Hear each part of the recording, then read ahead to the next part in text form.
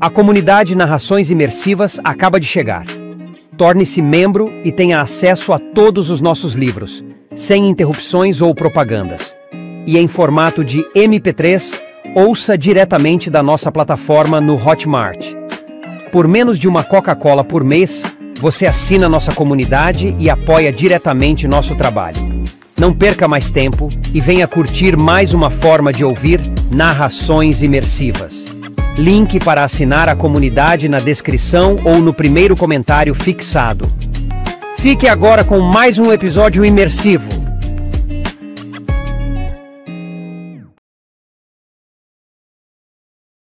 The Witcher, a saga do bruxo Geralt de Rivia. Livro 5, Batismo de Fogo, de Andrei Sapkowski. Narração Mauro Ramos. Capítulo 1. Foi então que a feiticeira disse ao bruxo: Eis meu conselho. Calce botas de ferro e pegue um bastão de ferro. Vá, com suas botas de ferro, até o fim do mundo, tateando o caminho à sua frente com o bastão, molhando a terra com suas lágrimas. Vá, através do fogo e da água. Não pare, nem olhe para os lados. E quando suas botas e seu bastão de ferro ficarem desgastados, quando o vento e o calor secarem seus olhos de tal maneira que nem uma lágrima sequer consiga verter, eis então que no fim do mundo encontrará aquilo que busca e aquilo que ama. Que assim seja. E o bruxo cruzou o fogo e a água sem olhar para os lados. No entanto, não calçou as botas, nem pegou o bastão de ferro. Levou consigo apenas sua espada de bruxo. Não deu ouvidos às palavras da feiticeira. Fez bem, pois ela era má profetisa. Florence Delanoy. Contos e lendas. Entre as árvores, ouvia-se o canto dos pássaros. A encosta do leito do riacho estava coberta de uma densa mata de amoras silvestres e berberis, lugar perfeito para nidificar e encontrar alimento. Portanto, não era de estranhar que ali as aves abundassem. Trinavam obstinados os verdilhões, gorjeavam os pintarroxos e os papamoras. Ressoava também a cada instante o sonoro pipiar dos tentilhões. O tentilhão canta sempre que está prestes a chover, pensou Milva, olhando automaticamente para o céu. Não havia nenhuma nuvem. Mas o tentilhão sempre canta quando vai chover. Aliás, um pouco de chuva até que cairia bem. O ponto em frente à entrada do vale era um local propício para a caça. Oferecia grandes chances de capturar boas presas, especialmente ali, em Brokilon, abrigo de muitos animais. As dríades que governavam a maior parte da floresta quase nunca caçavam, e os seres humanos adentravam-na com menos frequência ainda. Ali, o próprio caçador, movido por uma insaciável fome de carne ou cobiçando peles de animais, tornava-se objeto de caça. As dríades de Brokilon não se apiedavam dos intrusos. Milva sentira isso na própria pele. De todo modo, não faltavam animais em Brokilon. Mesmo assim, Milva estava de tocaia havia mais de 2 horas e nada cruzava sua linha de visão.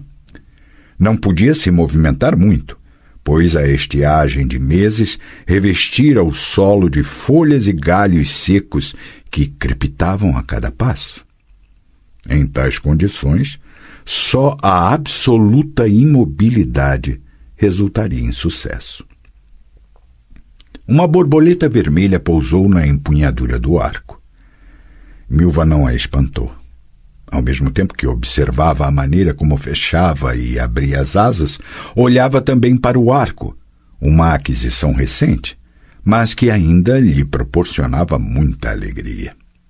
Arqueira por vocação, amava as boas armas, e essa, que tinha nas mãos, era a melhor de todas. Milva tivera muitos arcos na vida. Aprendera a arte de atirar com arcos simples, feitos de freixo e teixo, mas os trocara pelos modelos recurvos utilizados pelas dríades e pelos elfos. Os arcos dos elfos eram mais curtos, leves e flexíveis. Graças à composição laminada da madeira e ao uso de tendões de animais, eram também mais eficientes do que os de teixo.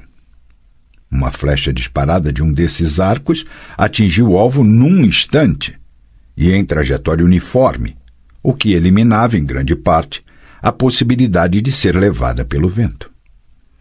O melhor tipo de tais armas, de 4 dobras, os elfos chamavam de Zefar, pois os limbos e a empunhadura representavam esse símbolo rúnico.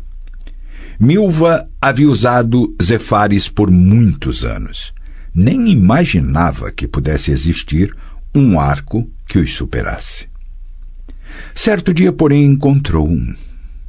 E isso aconteceu, obviamente, no mercado litorâneo de Cidares, famoso pela grande oferta de mercadorias exóticas e raras, trazidas por marinheiros dos rincões mais remotos do mundo, de todos os lugares aos quais chegassem galeões e cocas. Sempre que possível, Milva visitava o mercado para ver os arcos ultramarinos. Foi lá que adquiriu o Zefar que, acreditava, usaria por muitos anos, reforçado com chifre de antílope polido, oriundo de Zerricânia. Considerava-o perfeito, mas só por um ano, pois, depois desse tempo, no mesmo mercado, na loja do mesmo comerciante, encontrou uma verdadeira joia. O arco era originário do extremo norte.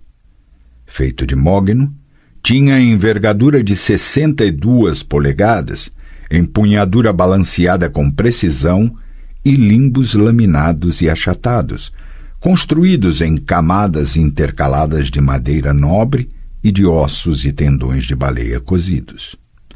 O que o diferenciava dos outros arcos expostos no mercado eram a estrutura e o preço. E foi justamente o preço que chamou a atenção de Milva. Entretanto, num instante em que colocou a mão no arco e o testou, pagou sem hesitar nem barganhar a quantia pedida pelo comerciante. Eram 400 coroas novigradas. Obviamente, naquele momento não dispunha de valor tão elevado, e para comprá-lo, decidiu sacrificar seu Zefar zerricano, um fardo de peles de marta, um medalhão élfico de excelente acabamento e um camafeu de coral incrustado de pérolas de água doce. Mas não se arrependeu. Jamais. O arco era incrivelmente leve e certeiro. Apesar de não ser muito longo, cobria com seus limbos de madeira, tendões e ossos uma distância considerável. Provido de corda de linho e veludo, armado em encaixes dobrados com precisão, atingia, com um estiramento de 24 polegadas, uma potência de 55 libras. É verdade que havia arcos que chegavam a 80, porém Milva achava isso um exagero. Uma flecha disparada de seu arco de baleia com potência de 55 percorria 200 pés no tempo entre 2 batimentos cardíacos. A uma distância de 100 passos, tinha força suficiente para matar num instante não só um cervo, mas também um ser humano sem armadura, atravessando-lhe o corpo. Milva, porém, raramente caçava animais maiores do que um cervo, ou seres de armadura pesada. A borboleta voou. Os tentilhões continuavam a cantar na floresta e Milva permanecia parada, sem nenhum alvo à vista. Encostou-se no tronco de um pinheiro e pôs-se a lembrar. Só para passar o tempo. Seu primeiro encontro com o bruxo foi em julho, 2 semanas depois dos acontecimentos na ilha de Thanedd e de a guerra eclodir em Dol Angra. De volta a Brokilon, após uma ausência de mais de 10 dias, Milva escoltava o que sobrara de um comando de Scoia'tael, derrotado em Temeria, durante uma tentativa de invasão do território de Aedirn, já envolto em guerra. Os esquilos queriam juntar-se ao levante organizado pelos elfos em Dol Blatana. Não conseguiram. E, se não fosse por ela, estariam mortos. No entanto, encontraram Milva e um refúgio em Brokilon. Assim que chegou, ela foi informada de que Aglaïs a aguardava com urgência em Kol Serrai. Estranhou um pouco. Aglaïs era a chefe das curandeiras de Brokilon, e o vale profundo de Kol Serrai, cheio de águas quentes e cavernas, um lugar de curas. Mesmo assim obedeceu, convencida de que se tratava de um elfo em processo de cura que queria entrar em contato com seu comando por meio dela. Contudo, quando viu o bruxo ferido e se deu conta do motivo de ter sido chamada, ficou furiosa. Saiu da caverna correndo com os cabelos soltos ao vento e descarregou toda a raiva em Aglaïs. Ele me viu! Ele viu meu rosto! Você entende o quanto isso pode ser perigoso? Não entendo, respondeu a curandeira com frieza. É Gwynbleidd, o bruxo, um amigo de Brokilon. Está aqui há 14 dias desde a lua nova e ficará ainda por algum tempo até conseguir se levantar e andar normalmente. Ele deseja notícias do mundo. Quer saber como estão as pessoas que lhe são próximas. Só você pode fornecê-las. Notícias do mundo? Você deve ter enlouquecido, sua bruxa. Sabe o que está acontecendo no mundo, além das fronteiras de sua pacata floresta? Em Aedirn impera a guerra. Brugh, Temeria e Redânia viraram um caos, um inferno, e há muitas perseguições. Aqueles que iniciaram a rebelião em Thanedd estão sendo procurados por toda parte. Há espiões e Angivari em todo lugar. Basta deixar escapar uma palavra, torcer a boca na hora errada para acabar preso num calabouço com o carrasco apontando-lhe um ferro incandescente. E você quer que eu me torne espiã, farejando e recolhendo informações, que eu me arrisque? Por quem? Por um bruxo semi-morto? Quem é ele para mim? Meu irmão ou parente, por acaso? Você enlouqueceu, Aglaïs. Se você quer gritar, interrompeu a Adríade calmamente. Então vamos adentrar a floresta. Ele precisa de tranquilidade. Milva virou-se para ver a entrada da caverna, na qual havia pouco vir o bruxo ferido. Um homem forte, pensou involuntariamente, apesar de magro como uma vara. Cabeça branca, mas o ventre em forma como o de um jovem. Percebe-se que é dado ao trabalho. Não há toicinho e cerveja. Ele esteve em Thanedd, constatou em vez de perguntar. Um rebelde. Não sei, disse Aglaïs, indiferente. Está ferido. Precisa de ajuda. O resto não me interessa. Milva se irritou. A curandeira era conhecida por sua aversão a conversas. No entanto, Milva já ouvira os relatos exaltados das dríades da fronteira oriental de Brokilon. Sabia tudo sobre os acontecimentos de 2 semanas atrás, sobre a feiticeira de cabelos castanhos que aparecera em Brokilon iluminada pela magia, sobre o homem com o braço e a perna fraturados que revelara ser um bruxo, conhecido pelas dríades como Windblade, o lobo branco. No início, contaram elas, não se sabia o que fazer. O bruxo, banhado em sangue, ora gritava, ora desmaiava. Aglaés aplicava curativos provisórios, xingava e chorava. Milva não acreditara em tudo. Quem já havia visto uma feiticeira chorar? E depois chegara a ordem de Duen Canel, daquela que tinha olhos cor de prata, Eitné, a senhora de Brokilon. Mandar a feiticeira embora era a ordem da rainha da floresta das dríades, e cuidar do bruxo. E assim cuidavam dele, como Milva pôde ver.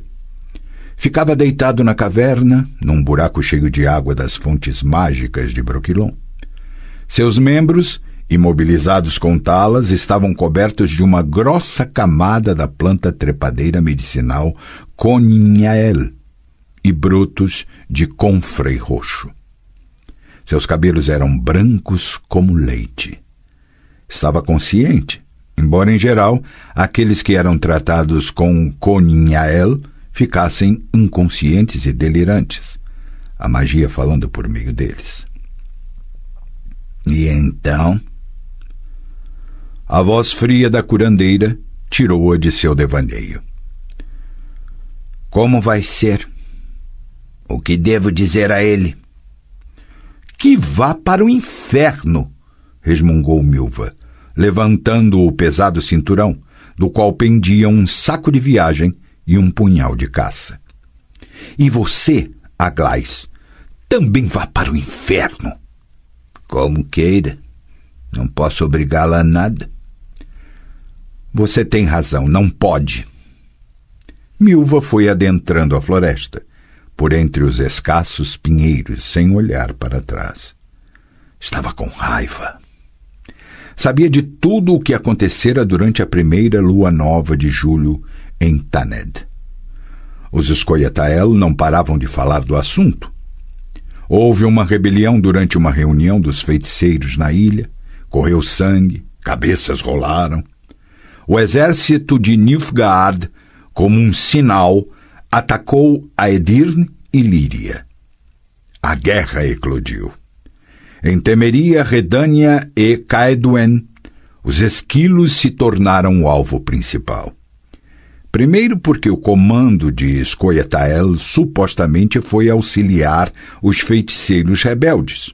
Segundo, porque supostamente algum elfo ou meio-elfo apunhalou e assassinou Vizimir, o rei da Redânia. Em consequência, os humanos enraivecidos atacaram os esquilos. Tudo fervia, fazendo correr o sangue dos elfos feito um rio. Então, pensou Milva, será verdade o que os sacerdotes contam? Que o fim do mundo e o dia do juízo final estão próximos? O mundo foi tomado pelo fogo. Os humanos viraram-se contra os elfos e até contra os próprios humanos em guerras fratricidas. E o bruxo se intrometeu na política e aderiu à rebelião. Um bruxo cuja missão é correr o mundo e matar os monstros que ameaçam os humanos? Há séculos, bruxo nenhum se envolve em política ou em guerra. Pois existe uma lenda sobre um rei louco que levava água numa peneira, queria uma lebre de mensageiro e fazia um bruxo de paladino. E aí está, um bruxo aleijado numa rebelião contra os reis, fugindo de sua sentença, escondido em Brokilon. Definitivamente é o fim do mundo. Seja bem-vinda, Maria, estremeceu. A dríade de baixa estatura encostada num pinheiro tinha olhos e cabelos cor de prata. O sol poente envolvia sua cabeça numa auréola contra o fundo da multicolorida floresta. Milva ajoelhou-se sobre uma perna e prestou reverência, inclinando a cabeça. Saudações, senhora Etna. A senhora de Brokilon enfiou uma faca de ouro com formato de foice atrás do cinturão de tecido vegetal. Levante-se, ordenou. Vamos dar uma volta. Quero falar com você. Passaram muito tempo andando juntas pela floresta cheia de sombras. A pequena dríade de cabelos cor de prata e a alta moça de cabelos cor de linho. Por fim, uma delas quebrou o silêncio. Há muito que não vem visitar Duen Canel, Maria. Estava sem tempo, senhora Etna. Do Vitasca a Duen Canel, o caminho é longo. E a senhora sabe que Eu sei. Está cansada? Os elfos precisam de ajuda. Foi a senhora que me mandou auxiliá-los. Foi um pedido meu. Sim, um pedido seu. Tenho mais um, então. Foi o que pensei. O bruxo? Ajude-o. Milva parou e virou-se com um movimento brusco, quebrando um galho de madressilva que atrapalhava o caminho. Esmagou-o entre os dedos e jogou-o bruscamente no chão. Há 6 meses, disse baixinho olhando para os olhos cor de prata da dríade. Tenho arriscado minha vida escoltando os elfos desde os comandos derrotados até Brokilon. Depois de descansarem e tratarem dos ferimentos, logo os guio de volta. Isso é pouco. Ainda não fiz o suficiente. A cada lua nova volto para a trilha na noite escura. Chego a temer o sol, como se eu fosse um morcego ou um mocho. Ninguém conhece melhor as trilhas na floresta do que você. Na floresta não vou saber de nada. O bruxo quer supostamente que eu recolha informações, que ande entre os humanos. É um rebelde. Os Angivari ficam atentos quando ouvem seu nome. Além do mais, eu não posso aparecer sozinha nas cidades.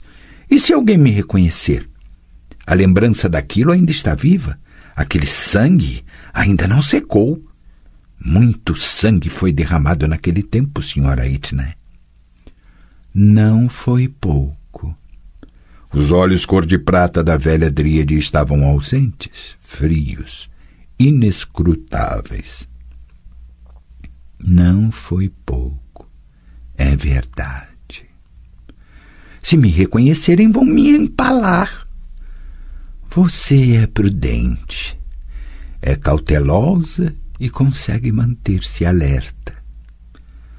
Para recolher as informações que o bruxo pede, eu teria de deixar a prudência de lado. É preciso perguntar e mostrar curiosidade é perigoso. Se eles me pegarem, você tem contatos. Vão me torturar, vão me matar, ou vão me deixar apodrecer em Drakenborg. Você tem uma dívida comigo. Milva virou a cabeça e mordeu o beiço. Tenho, sim, respondeu com amargura. Não me esqueci disso. Fechou os olhos. De repente, ficou com o rosto contraído, os lábios trêmulos, a mandíbula tensa. Sob as pálpebras surgiu a lembrança daquela noite, com o brilho pálido e assombroso da lua. Num instante sentiu de novo a dor no tornozelo, preso por um cinto de couro na emboscada, assim como a dor nas articulações, dilaceradas pelos violentos puxões. Os ouvidos foram sendo tomados pelo farfalhar das folhas, provocado pela súbita movimentação de vai-vem da árvore. Gritos, gemidos, uma luta selvagem, louca e assustada, seguida do horrível sentimento de medo que a invadiu quando se deu conta de que não conseguiria se libertar. Gritos e pavor, A corda estalando, as sombras flutuando, o chão distorcido fora do normal, invertido, o céu invertido, as árvores com as copas invertidas, dor, sangue pulsando nas têmporas. E de madrugada as dríades formando um círculo, como uma guirlanda. Um riso prateado distante, um fantoche pendurado numa corda. Balance, balance, marionete, com a cabecinha para baixo, e seu próprio grito, estranho, horripilante. E depois, a escuridão. É verdade. Tenho uma dívida, repetiu entre os dentes, pois estava dependurada e fui salva da corda. Vejo que não pagarei essa dívida enquanto viver. Cada um de nós tem alguma dívida, replicou Whitney. Assim é a vida, Maria Barring. Dívidas e fianças, obrigações, gratidão, pagamentos, fazer algo para outrem, ou, quem sabe, para si próprio. Porque, na verdade, sempre pagamos a nós mesmos e não aos outros. Todas as dívidas que contraímos, nós mesmos as pagamos. Cada um de nós carrega em si um fiador e um devedor. A questão é acertar as contas dentro de nós. Chegamos a este mundo como um grão de vida que nos foi dada. Depois contraímos dívidas e as pagamos a nós mesmos, para que no final as contas se acertem. Considera o bruxo um próximo seu, senhora Whitney? Considero, sim, embora ele próprio não o saiba. Volte a Colserrai, Maria Barring. Vá até ele. Faça o que ele pedir.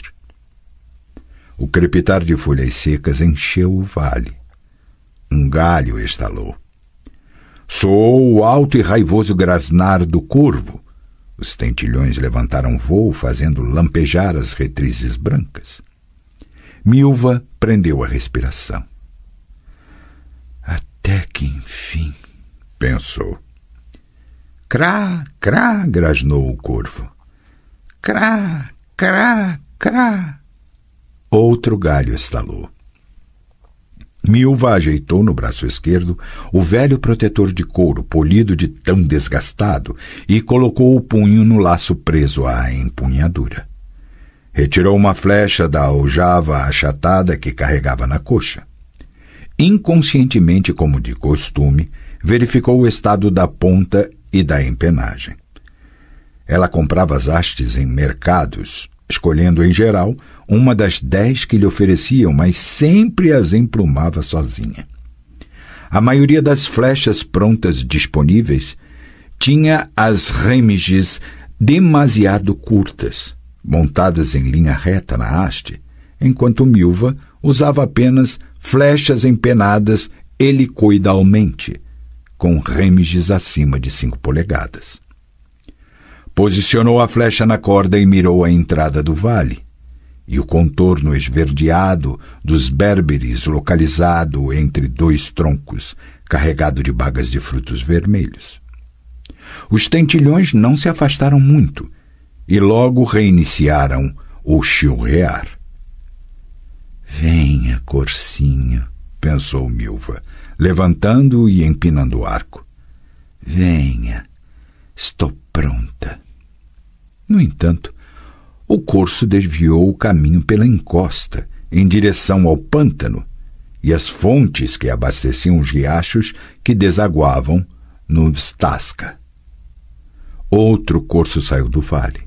Bonito, devia pesar por volta de 20 quilos. Levantou a cabeça, mexeu as orelhas, virou-se para os arbustos, arrancou algumas folhas. Estava bem posicionado, de costas. Se não fosse pelo tronco que bloqueava o alvo, Milva atiraria sem pensar. Se acertasse a barriga, A ponta da flecha atravessaria o corpo e atingiria o coração, o fígado e os pulmões. Acertando a coxa, cortaria uma artéria e o animal morreria em pouco tempo. Ficou esperando com a corda estirada. O corso levantou a cabeça novamente, deu um passo adiante, saiu de trás do tronco e, de repente, deu meia volta, ficando de frente. Milva, mantendo a flecha e a corda na posição de tensão, xingou baixinho. Atirar de frente era arriscado. Em vez de acertar o pulmão, a ponta da flecha poderia atingir o estômago. Ficou aguardando, contendo a respiração, sentindo o gosto salgado da corda no canto da boca. Essa era mais uma qualidade importantíssima, inestimável de seu arco, pois, se usasse uma arma mais pesada ou de qualidade inferior, não conseguiria segurá-la por tanto tempo estirada sem ficar com a mão cansada, comprometendo a precisão do tiro. Por sorte, o corso abaixou a cabeça, mordiscou algumas ervas que cresciam entre o musgo e virou-se para o lado. Milva respirou com alívio, mirou o alvo e delicadamente soltou a corda. Entretanto, não ouviu o estalo da costela fraturada pela ponta da flecha. O corso saltou, deu um coice e desapareceu, acompanhado do crepitar de galhos secos pisoteados e do farfalhar de folhas remexidas. Milva permaneceu imóvel durante alguns batimentos de seu coração, petrificada como uma estátua de mármore de uma deusa da floresta. Só depois de tudo ficar em silêncio é que tirou a mão direita da bochecha e abaixou o arco. Rastreando na memória o caminho de fuga do animal, sentou-se tranquila, encostando-se no tronco. Caçadora experiente, explorava as florestas senhoris desde criança. Matara o primeiro corso quando tinha 11 anos e o primeiro cervo de galhada de 14 pontas, considerado pelos caçadores um raríssimo bom agouro, no dia de seu 14º aniversário. E a experiência ensinara a nunca ter pressa em perseguir o animal abatido. Se tivesse acertado o alvo em cheio, o corso deveria ter caído morto a menos de 200 passos da entrada do vale. Se não tivesse, o que lhe parecia pouco provável, a pressa só pioraria as coisas. Um animal com uma flecha atravessada no corpo, deixado em paz, fugiria descontroladamente, mas depois diminuiria a velocidade. Um animal perseguido e assustado correria de maneira desenfreada e só pararia quando estivesse fora de alcance. Tinha então pelo menos meia hora. Arrancou um capim e mordeu-o com os dentes. Ficou pensativa. As lembranças surgiam de novo. Quando Milva voltou a Brooklyn depois de 12 dias, o bruxo já conseguia andar. Mancava um pouco e levemente arrastava o quadril, mas já andava. Milva não ficou surpresa. Sabia das propriedades mágicas e curativas da água da floresta e da erva Coninhael. Conhecia as habilidades de Aglaís, pois várias vezes testemunhara a cura instantânea das dríades feridas, e lhe parecia que os boatos sobre a força e a resistência dos bruxos eram verdadeiros. Depois de sua chegada, demorou a ir a Colserrai, apesar de as dríades falarem que Gwynblade estava ansioso para vê-la. Agiu assim de propósito, ainda descontente com a missão que lhe fora dada. Queria, com isso, demonstrar sua irritação. Primeiro escoltou ao acampamento os elfos do comando dos esquilos que vieram com ela. Então, relatou com detalhes os acontecimentos no caminho, avisou as dríades do bloqueio da fronteira preparado pelos humanos no Vstaska, e só depois de ser advertida pela 3ª vez tomou banho, trocou de roupa e foi ver o bruxo. Ele a esperava na ponta da clareira, no lugar onde cresciam os cedros. Caminhava, de vez em quando se sentava, endireitava as costas com agilidade. Pelo visto, Aglaé recomendou que se exercitasse. "Que notícias traz?" perguntou logo depois de cumprimentá-la, mas ela não se deixou enganar pela frieza de sua voz. "A guerra parece estar chegando ao fim", respondeu, dando de ombros. "Dizem que Nilfgaard aniquilou Líria e Aedirn. Verden se entregou e o rei de Temeria fez um acordo com o imperador Nilfgaardiano. Os elfos no Vale das Flores proclamaram o próprio reino, pois os Escoiatael de Temeria e da Redânia não chegaram até lá. Continuam lutando." "Não era isso que eu queria saber." "Não?" Milva fingiu estar surpresa. "Ah, claro. Passei por Dorian, como você me solicitou, apesar de ter de desviar do caminho. São perigosos aqueles lados." Interrompeu-se. Alongou-se.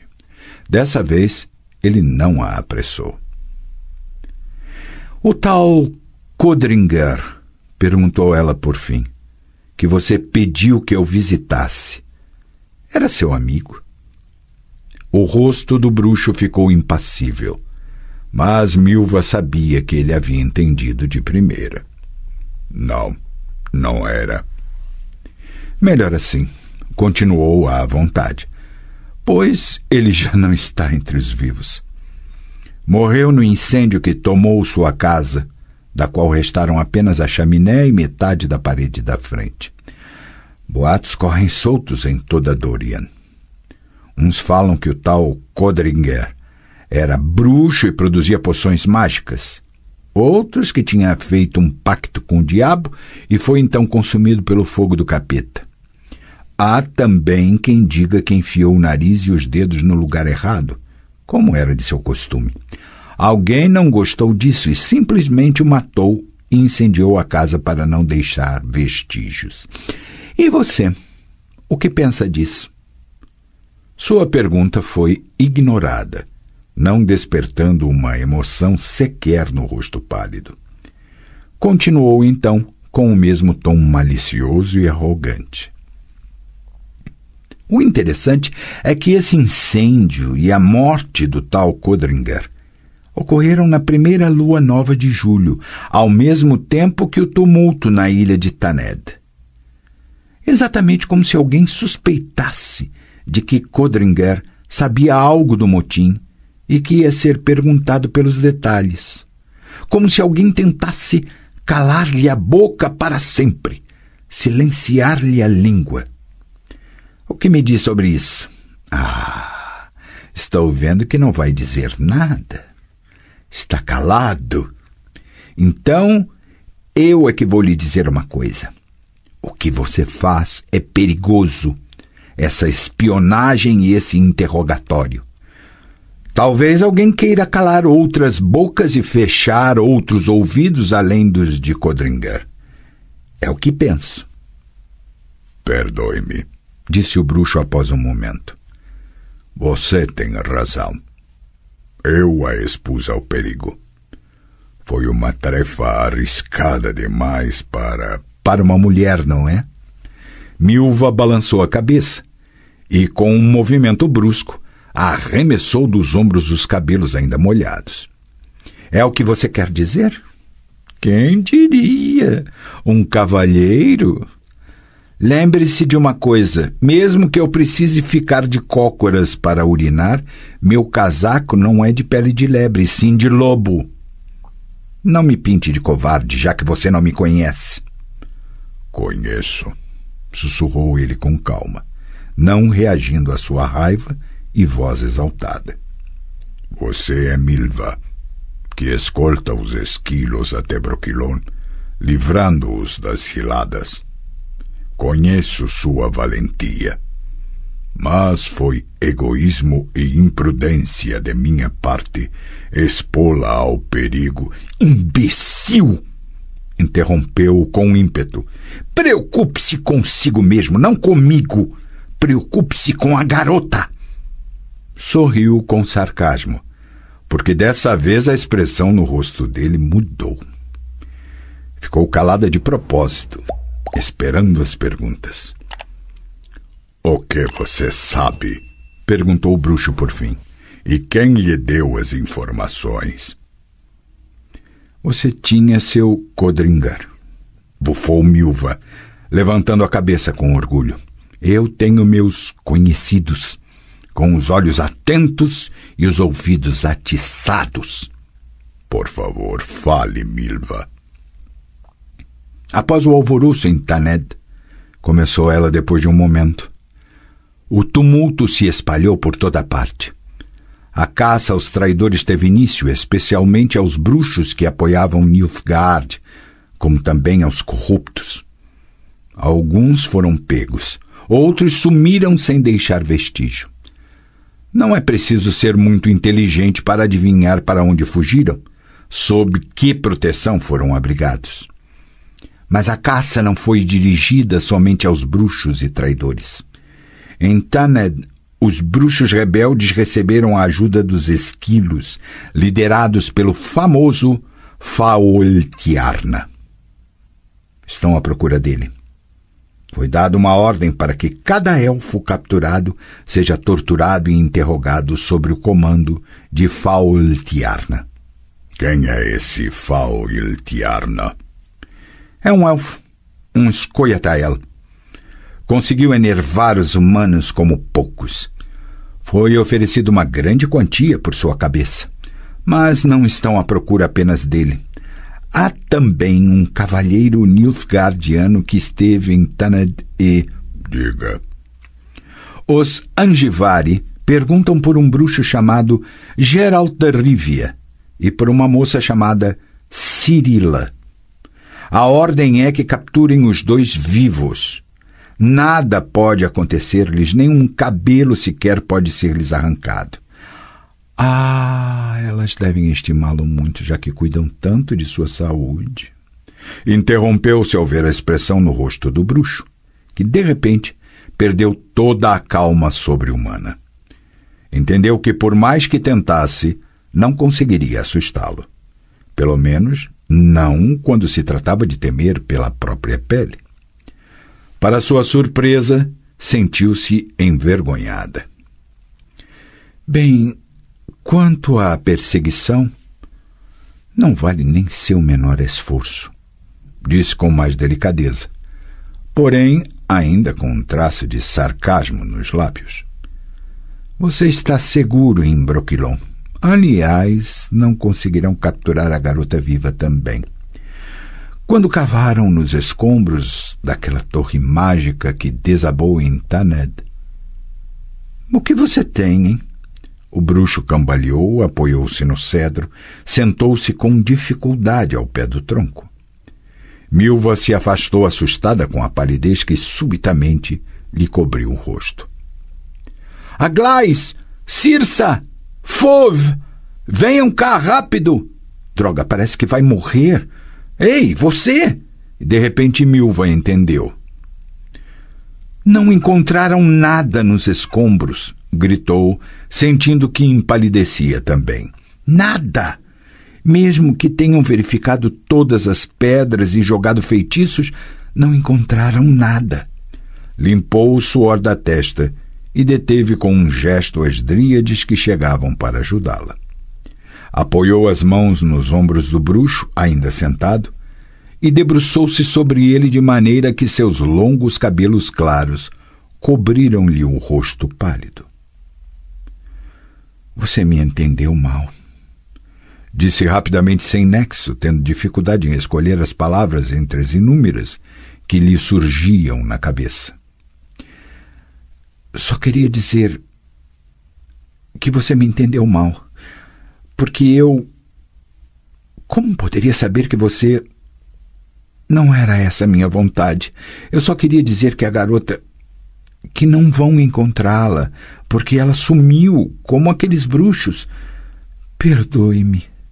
O bruxo não respondeu. olhava para o lado. Milva mordeu os lábios e cerrou os punhos. Daqui a 3 dias vou partir de Brooklyn, continuou ela com delicadeza, depois de um longo, muito longo silêncio. Quando a lua começar a minguar e as noites se tornarem um pouco mais escuras, devo voltar em 10 dias, talvez antes, logo depois de Lamas, nos primeiros dias de agosto. Não se aflija. Vou mover céus e terra para conseguir as informações. Se alguém souber algo sobre essa moça, você também saberá. Obrigado, Milva. Vejo-o em 10 dias. Gwynblyde. Sol Gerald. O bruxo estendeu-lhe a mão. Ela a apertou espontaneamente, com muita força. Sou Maria Baring. Com um aceno de cabeça e uma leve sombra de sorriso, ele agradeceu a sinceridade. Ela sabia que o bruxo a havia reconhecido. Tenha cuidado, por favor. Preste atenção a quem você pergunta. Não se preocupe comigo. Você confia em seus informantes? Não confio em ninguém. O bruxo está entre as dríades em Brooklyn. Suspeitei que estivesse lá. Dijkstra cruzou os braços sobre o peito.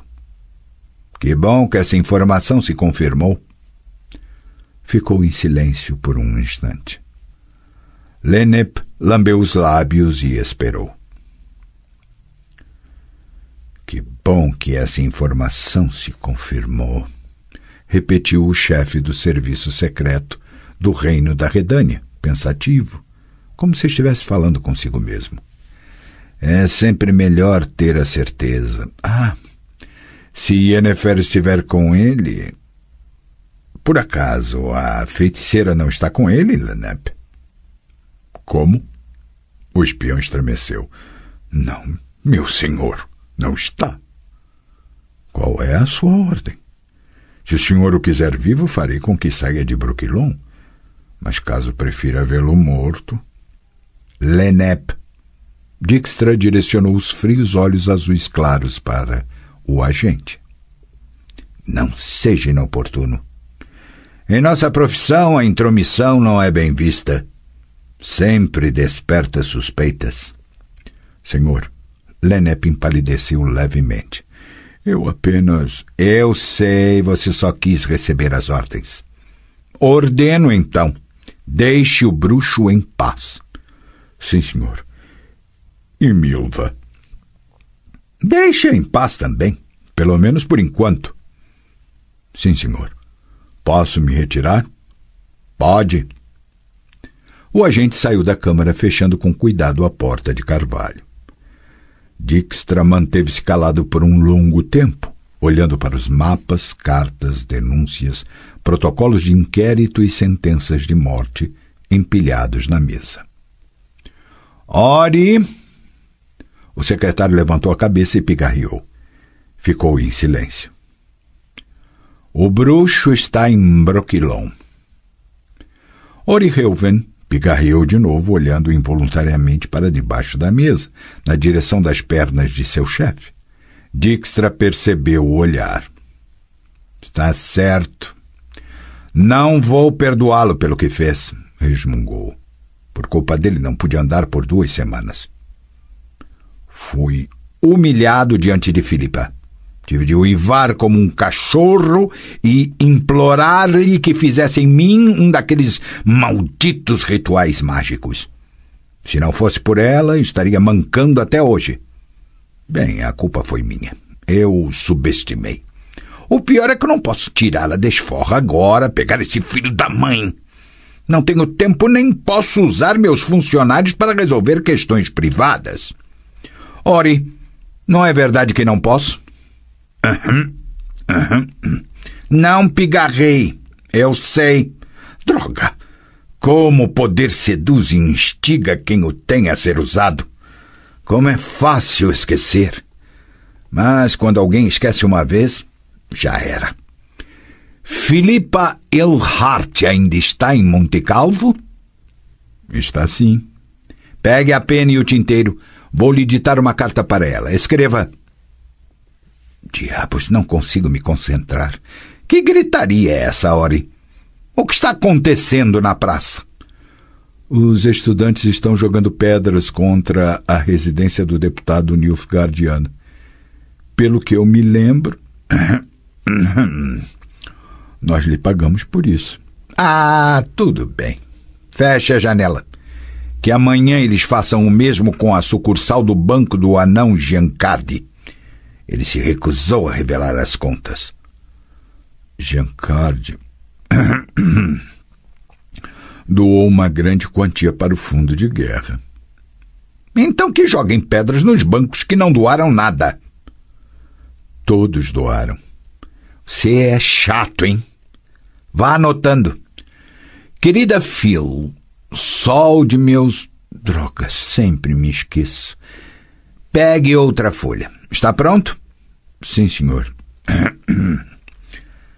Cara Philippa, a senhora atriz Marigold provavelmente está preocupada com o bruxo que foi teleportado por ela de Thanedd para Brokilon, mantendo isso em segredo profundo até de mim, o que me magoou muito. Tranquilize-a, pois o bruxo está bem. Tanto que mandou uma mensageira atrás de pistas da princesa Cirila, essa criatura por quem você se interessa tanto. Nosso amigo Gerald obviamente não sabe que Cirila está em Nilfgaard, onde se prepara para seu casamento com o imperador Emir. Estou particularmente interessado em que o bruxo permaneça sossegado em Brokilon. Por isso, vou fazer de tudo para que ele receba essa notícia. Anotou? Para que ele receba essa notícia. Novo parágrafo. Fico pensando... Droga, Ori, limpe a pena. Estamos escrevendo para Philippa e não para o Conselho Real. A carta tem de ter boa aparência. Novo parágrafo. Fico pensando por que o bruxo não tenta fazer contato com Yennefer. Não acredito que esse afeto quase obsessivo tenha se esvanecido de maneira tão brusca, independentemente da orientação política de sua amada. De outro lado, se fosse Yennefer quem entregou Cirila a Emir e se existissem provas disso, faria de tudo para que o bruxo as recebesse nas próprias mãos. Tenho certeza de que o problema se resolveria sozinho e essa linda traidora de cabelos pretos correria risco de morte. O bruxo não gosta quando alguém mexe com sua amada. Arthur Terranova soube disso em Thanedd. Gostaria de acreditar, Phil, que você não tem provas da traição de Yennefer e não sabe onde ela está se escondendo. Ficaria muito magoado se descobrisse que há mais um segredo escondido de mim. Eu não tenho segredos para você. Do que está rindo, Ori? De nada. Vá anotando. Eu não tenho segredos para você, Phil, e espero o mesmo em troca. Respeitosamente, etc, etc. Me dê a carta, tenho de assiná-la. Ori Helven cobriu a carta com areia. Dijkstra se ajeitou na cadeira e colocou as mãos na barriga, entrecruzando os dedos e mexendo os polegares em movimentos circulares. Essa milva que o bruxo manda como espiã? Perguntou do nada. O que você pode me dizer sobre ela? Ela escolta até Brokilon, pigarreou o secretário. Os grupos de Scoia'tael derrotados pelo exército temeriano. Livra os elfos das ciladas e embustes e os faz descansar para que depois se reagrupem em comandos militares. Não me passe informações amplamente disponíveis, interrompeu Dijkstra. Tenho conhecimento sobre a atuação dela. Aliás, planejo usá-lo. Se não fosse por isso, teria entregue milva aos temerianos faz tempo. O que você me diz sobre ela própria, em termos pessoais? Acho que ela vem de um pequeno vilarejo no Alto Soden. Seu verdadeiro nome é Maria Barring. Milva é uma alcunha que as dríades lhe deram. Na língua antiga significa milhafre, completou Dijkstra. Eu sei. Vem de uma família de caçadores. Gente da floresta que conhece todos os segredos dela. Quando o velho Barring perdeu o filho destroçado por um alce, ensinou a arte da floresta à filha. Pouco depois de morrer, a mãe se casou novamente. Maria não se dava bem com o padrasto e fugiu de casa. Acho que tinha por volta de 16 anos naquela época. Seguiu rumo ao norte, sobrevivendo de caça. No entanto, os guardas florestais dos barões não a deixavam em paz, rastreando-a e perseguindo-a como a um animal. Então começou a caçar em Brooklyn e foi lá que as dríades a pegaram. E, em vez de matá-la, acolheram-na, resmungou Dijkstra. Consideraram-na uma delas. E ela retribuiu a dádiva. Fez um pacto com a velha Eitné dos olhos cor de prata, a bruxa de Brooklyn. Maria Barring está morta. Viva Milva! Quantas expedições ela conseguiu organizar antes que as forças de Verden e Kerak se unissem? 3? Acho que 4. Orihelvin nunca estava certo de nada, mesmo que tivesse ótima memória. Havia no total por volta de 100 homens, ávidos pela caça às mamunas. Demoraram muito até se darem conta do que ela fazia.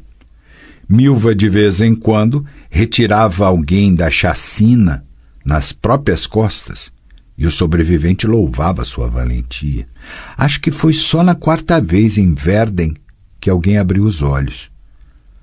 Como é possível? Gritaram do nada que uma guia que chama os humanos para caçarem as mamunas toda vez saía ilesa. E foi aí que viram que ela os guiava, mas para uma armadilha, na direção das flechas lançadas pelas dríades. Dijkstra afastou para o lado da escrivaninha um protocolo de inquérito, porque sentiu que o pergaminho ainda estava com o odor da sala de torturas. Foi então, continuou pensativo, que Milva desapareceu em Brooklyn feito um sonho de ouro. Mas até hoje é difícil encontrar voluntários para as expedições de caça às dríades. A velha Eitné e a jovem Cânia fizeram uma boa seleção. E elas ainda têm a coragem de dizer que a provocação é invenção dos humanos. Ou talvez... pigarreou Orihelvin, surpreso pela frase cortada e pelo silêncio prolongado do chefe. Ou talvez agora tenham começado a aprender conosco. Terminou o espião friamente, olhando para as denúncias, os protocolos de inquérito e as sentenças de morte. Milva ficou preocupada porque não avistou sangue. De repente lembrou que o corso dera um passo no momento em que ela lançara a flecha. Dera ou quisera dar, tanto fazia. Ele havia se mexido e a flecha poderia tê-lo acertado na barriga. Milva xingou. Tiro na barriga. Maldição e vergonha para um caçador. Que azar!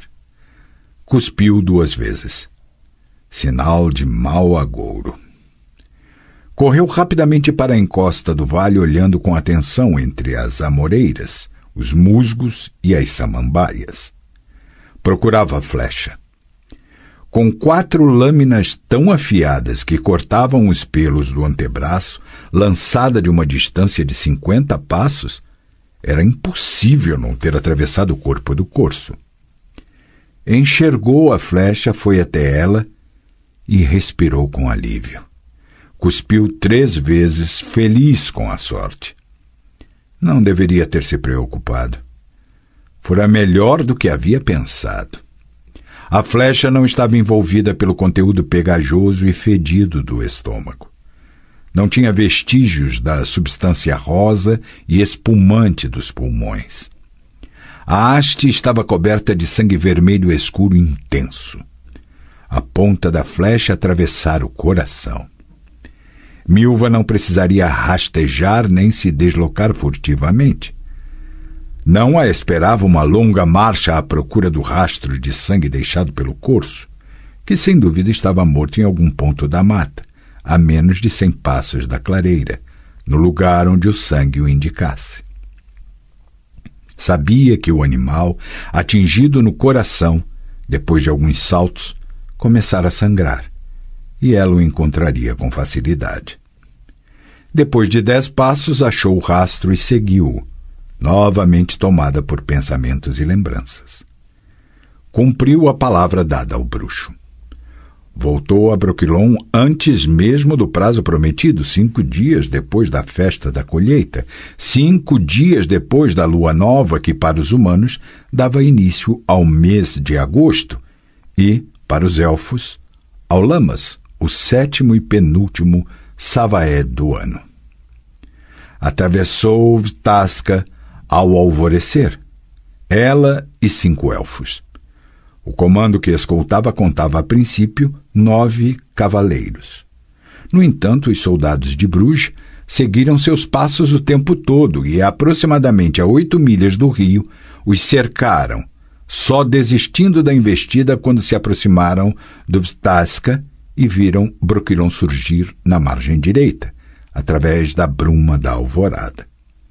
Os soldados tinham medo de Brokilon. Foi justamente isso o que os salvou. Cruzaram um rio, esgotados e feridos. Mas nem todos. Milva trazia notícias para o bruxo, mas achava que ele estava ainda em Colserrai. Planejava visitá-lo só por volta de 12:00, depois de repousar o suficiente. Ficou surpresa quando Gwynbleidd surgiu da névoa, como um fantasma.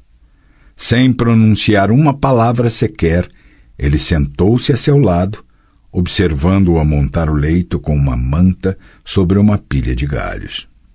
— Você está apressado, disse ela com sarcasmo. — Bruxo, estou esgotada. Passei o dia e a noite na cela, não estou sentindo as ancas. Fiquei encharcada até os ossos, pois de madrugada, feito lobos, tivemos de atravessar a mata que cresce na margem do rio. Por favor, diga-me, você descobriu alguma coisa? Descobri, sim. Milva resfolegou enquanto desamarrava e tirava os sapatos ensopados. E sem dificuldade, pois o assunto está no ar. Você não me falou que essa sua garota é uma pessoa tão distinta.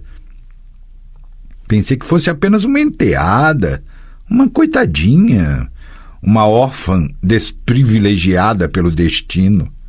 E aí está, uma princesa sintrense. Ah, será que você também é um príncipe disfarçado? Conte-me, por favor. Os reis não vão conseguir apanhá-la, pois essa sua Cirila, pelo que parece, fugiu de Tana direto para Nilfgaard, provavelmente com aqueles feiticeiros traidores.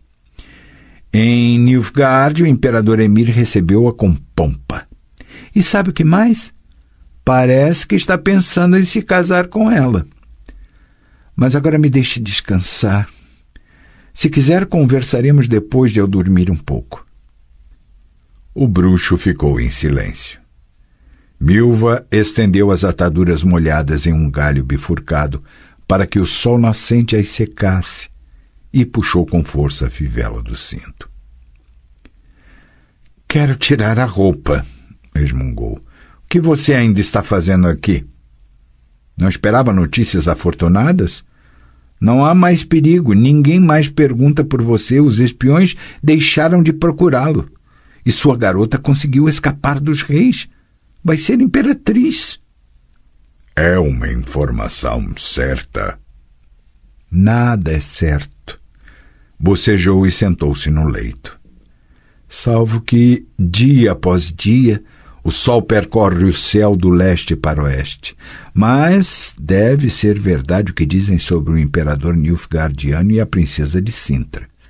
Não se fala em outra coisa. Por que esse súbito interesse? Você não sabe? No dote, ela vai conceder a Emir bons pedaços de terra, não só de Cintra, mas também deste lado do Jaruga. Ah, vai ser minha soberana, pois sou do Alto Soden, e todo Soden virou seu feudo. Se eu for pega caçando um corso em suas florestas, serei enforcada por ordem dela. Milva cuspiu. O mundo é mesmo maldito. Droga, meus olhos estão se fechando. Só mais uma pergunta. Alguma daquelas feiticeiras, ou melhor, daqueles feiticeiros traidores, foi pego? Não, mas dizem que uma das feiticeiras tirou a própria vida logo depois de Vergenberg ser derrotada e o exército de Kaedwen entrar em Aedirn. Deve ter sido por aflição ou medo de ser torturada. No comando que você escoltou, a cavalos livres, será que os elfos me dariam um deles? Você está com pressa de partir, murmurou Milva, cobrindo-se com a manta. E acho que sei para onde. Ficou em silêncio, surpresa com a expressão no rosto dele. Então, entendeu que a notícia que trouxera não era boa e deu-se conta de que não entendia nada, absolutamente nada. De repente sentiu vontade de sentar-se a seu lado, fazer 1000 perguntas, ouvir, saber, talvez dar algum conselho. Esfregou bruscamente o punho fechado no canto do olho. Estou esgotada, pensou. A noite toda a morte me seguiu. Preciso respirar.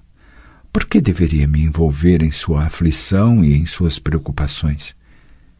Quem é ele para mim? E essa garota? Que os dois vão para o inferno. Droga! Perdi o sono por causa de tudo isso. O bruxo se levantou. Eles me darão um cavalo? Pegue aquele que quiser, disse ela após um momento. E é melhor você passar longe dos olhos dos elfos. Fomos cercados e feridos antes de atravessar o Vistaska. Só não toque no cavalo preto. Ele é meu. Por que você ainda está aqui? Obrigado pela ajuda. Por tudo. Milva não respondeu. Tenho uma dívida com você. Como vou pagá-la? Como? Indo embora daqui, gritou ela, apoiando-se nos cotovelos e puxando a manta com força. Eu preciso dormir. Pegue o cavalo e vá para Nilfgaard, para o inferno, para o capeta, tanto faz para mim. Vá embora. Deixe-me em paz. Vou pagar minha dívida, disse o bruxo com voz baixa. Não vou me esquecer. Talvez um dia você precise de ajuda, de apoio, de um ombro amigo. Quando isso acontecer, grite. Grite para a noite e eu virei. O corso estava na ponta da encosta, coberta de samambaias e porosa de tantas fontes que desaguavam lá. Seus olhos brilhavam voltados para o céu. Milva viu carrapatos enormes, enfiando-se em sua barriga cor de palha clara. Vocês vão ter de procurar outros sangue-bichos nojentos, murmurou, arregaçando as mangas e pegando a faca, porque este já está esfriando. Com um movimento ágil e seguro, cortou a pele desde o externo até o ânus, habilmente passando a faca ao lado dos genitais.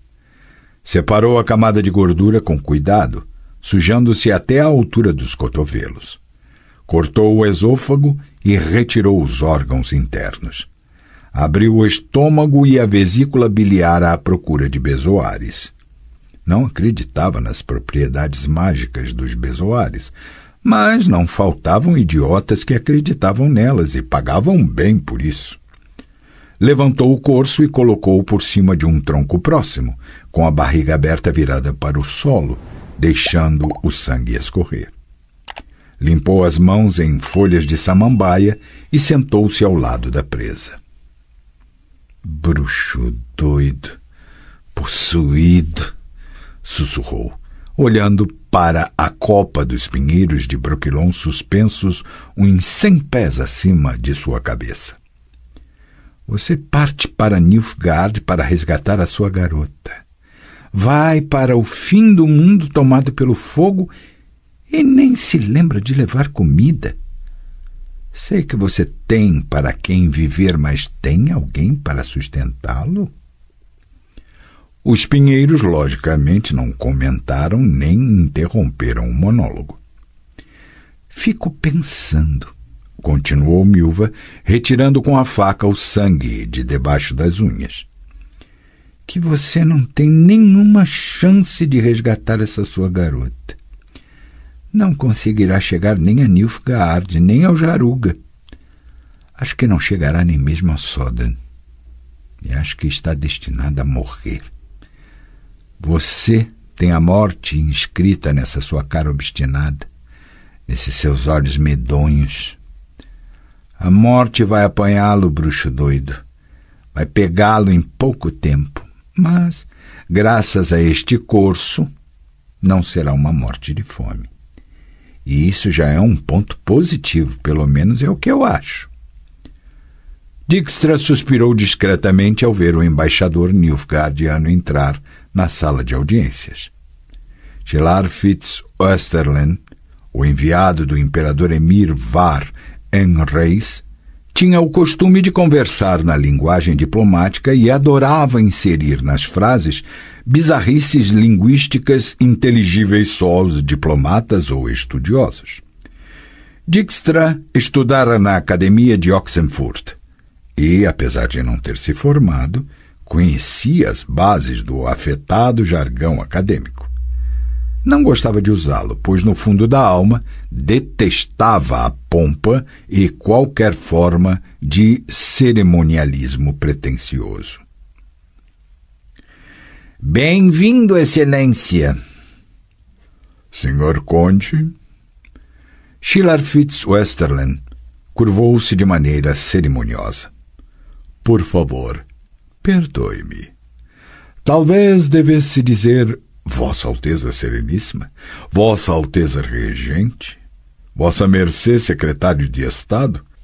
Pela honra, Vossa Excelência, os títulos lhe estão sendo proferidos com tanta abundância que realmente não sei qual deles usar para não quebrar o protocolo. Seria preferível Vossa Majestade, respondeu Dijkstra humildemente. Vossa Excelência sabe bem que a corte faz um rei. Pois não seria de estranhar que, se eu gritar pulem, a corte em Tretogor perguntará de que altura.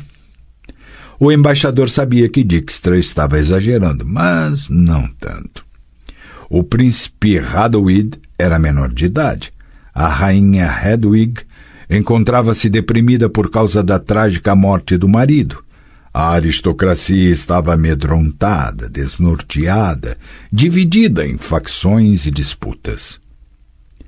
Quem governava de fato a Redânia era Dijkstra, que conseguiria obter qualquer título que quisesse. No entanto, Dijkstra não queria nenhum deles. Vossa Alteza mandou-me chamar, disse o embaixador após um momento. Mas sem o ministro das Relações Exteriores, a que devo associar essa honra? O ministro, Dijkstra ergueu os olhos para o teto de madeira, renunciou ao cargo em razão do estado de sua saúde. O embaixador fez um gesto afirmativo com a cabeça. Sabia perfeitamente que o ministro das Relações Exteriores estava preso numa masmorra e, como era covarde e idiota, sem dúvida confessara a Dijkstra tudo sobre seu conluio com o serviço secreto nilfgaardiano, assim que vira as ferramentas de tortura, antes mesmo do inquérito. Sabia que a rede organizada pelos agentes de Vathier de Rideau, chefe do Serviço Secreto Imperial, fora dissolvida e que quem puxava as cordas era Dijkstra. Sabia também que essas cordas levavam a ele próprio, mas estava protegido pela imunidade diplomática e suas responsabilidades o forçavam a continuar o jogo até o fim, especialmente depois das estranhas instruções codificadas enviadas havia pouco à embaixada por Vathier e pelo legista Stefan Scallan, o agente imperial para missões especiais. Já que o sucessor ainda não foi nomeado, continuou Dijkstra, cabe a mim a ingrata tarefa de informar que Sua Excelência foi considerado persona non grata no reino da Redânia. O embaixador curvou-se. Sinto muito, disse, que as suspeitas que estremeceram as relações diplomáticas entre os dois países tenham sido provocadas por assuntos não diretamente ligados nem ao reino da Redânia, nem ao Império de Nilfgaard. O Império não tomou nenhum tipo de ação hostil contra a Redânia. Exceto o bloqueio de nossos navios e de nossas mercadorias na foz do Jaruga e nas ilhas de Skellige.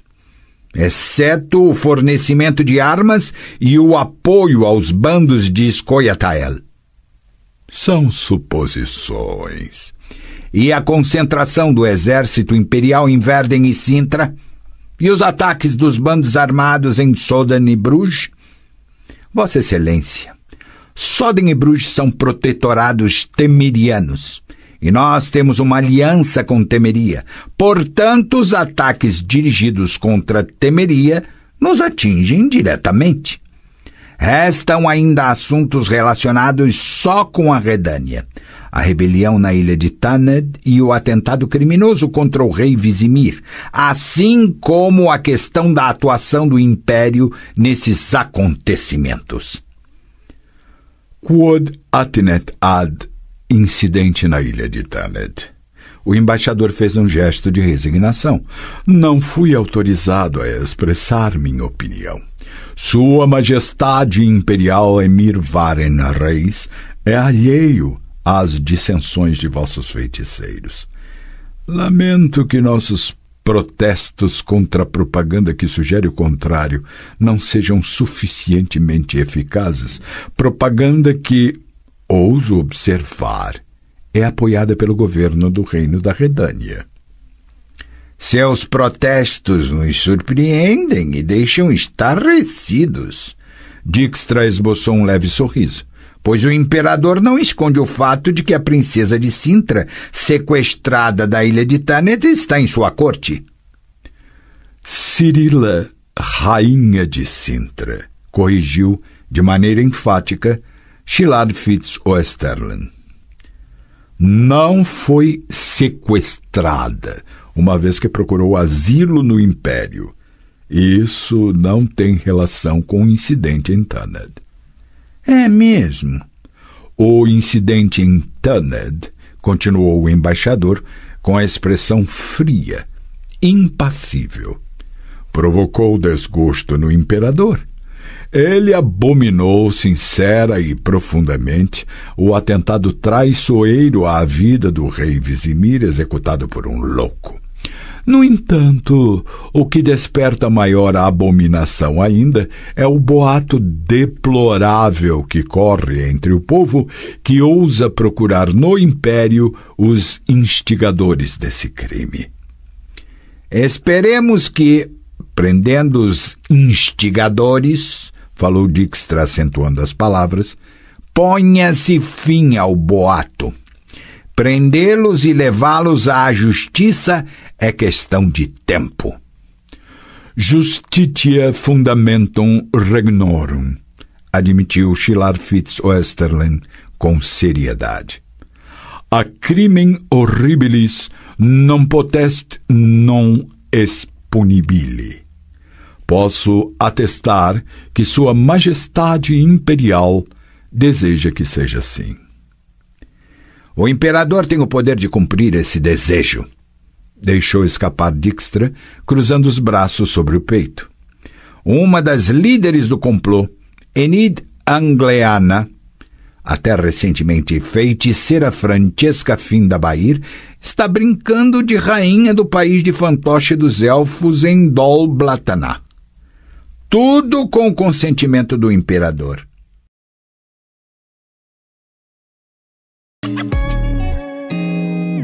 O canal Narrações Imersivas agradece por ter ouvido mais um episódio conosco. Acompanhe nossa página no Instagram e fique por dentro de todas as novidades do canal. E se você vê valor nesse projeto, considere apoiá-lo. Faça parte da nossa comunidade no Hotmart. Até a próxima com mais uma narração imersiva.